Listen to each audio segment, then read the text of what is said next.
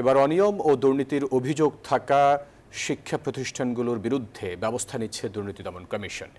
ইতিমধ্যে সান্তা মারিয়াম ও নর্দার্ন ইউনিভার্সিটির board of ট্রাস্টির বিরুদ্ধে অনুসন্ধান শুরু করেছে সংস্থাটি। মঙ্গলবার সংবাদ সম্মেলনে এসব কথা জানান দুদক মহাপরিচালক আক্তার হোসেন।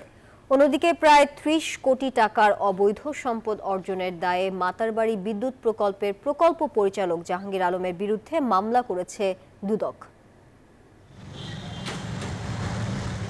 সম্প্রতি দেশের ২০ থেকে ৩০টি বেসরকারি বিশ্ববিদ্যালয়ের বোর্ড অব ট্রাস্টির বিরুদ্ধে অর্থ পাচার ও তহবিল তছরূপের মতো গুরুতর অভিযোগ তোলে বিশ্ববিদ্যালয় মঞ্জুরি কমিশন। বিশ্ববিদ্যালয়গুলোর বিরুদ্ধে ওঠা অভিযোগ প্রমাণিত হলে বোর্ড অব ট্রাস্টি ভেঙে প্রশাসক নিয়োগের হুঁশিয়ারি দেয় ইউজিসি। বিশ্ববিদ্যালয় মঞ্জুরি কমিশনের এমন কঠোর অবস্থানের সময়ে শান্ত মারিয়াম ইউনিভার্সিটির ৩৫০ কোটি টাকার অনিয়ম ও ১০২ কোটি টাকার রাজস্ব ফাঁকির অভিযোগ জমা পড়েছে দুর্নীতি দমন কমিশনে। এ ঘটনায় অনুসন্ধানের সিদ্ধান্তের পাশাপাশি তথ্য চেয়ে ভিসিকে চিঠিও দিয়েছে সংস্থাটি। অন্যদিকে নর্দার্ন ইউনিভার্সিটির বোর্ড অব ট্রাস্টির চেয়ারম্যান আবু ইউসুফ মোহাম্মদ আবদুল্লাহর বিরুদ্ধে দুর্নীতি ও অনিয়মের অভিযোগে অনুসন্ধান শুরু করেছে দুদক। জনাব Abu Yusuf Mohammad Abdullah, chairman, board of trustee, Northern university, Dhaka. Bundle থাকলে প্রতি সেনমানিতে টাকা বাঁচবে।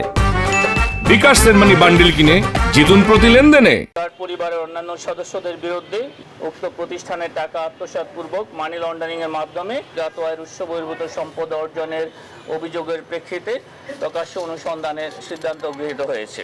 এদিকে প্রায় ৩০ কোটি টাকার অবৈধ সম্পদ অর্জনের অভিযোগে মাতারবাড়ি বিদ্যুৎ প্রকল্পের প্রকল্প পরিচালক জাহাঙ্গীর আলমের বিরুদ্ধে মামলা করেছে দুদক। একই সাথে তার বিরুদ্ধে ৯৪টি ব্যাংক হিসাবে ১২৭ কোটি টাকার সন্দেহজনক লেনদেনেরও প্রমাণ পেয়েছে দুদক। যেসব ক্ষেত্রে ফৌজদারি অপরাধ সংঘটিত হয়েছে সেগুলির ক্ষেত্রে ফৌজদারি মামলা রুজু হবে। অন্যান্য যদি কোনো সুপারিশ থাকে নিশ্চয়ই অনুসন্ধানকারী দল সে বিষয়ে তাদের প্রতিবেদনে সেই সুপারিশ তারা তুলে ধরবেন। অন্যদিকে সংরক্ষিত আসনের সাবেক এমপি রুবিনা আক্তার মীরার বিরুদ্ধে অবৈধ সম্পদ অর্জন ও প্রায় ৩০০ কোটি টাকার সন্দেহজনক লেনদেনের অভিযোগে মামলা করেছে দুদক। বদরুল আলম শাওন, নিউজ 24, ঢাকা।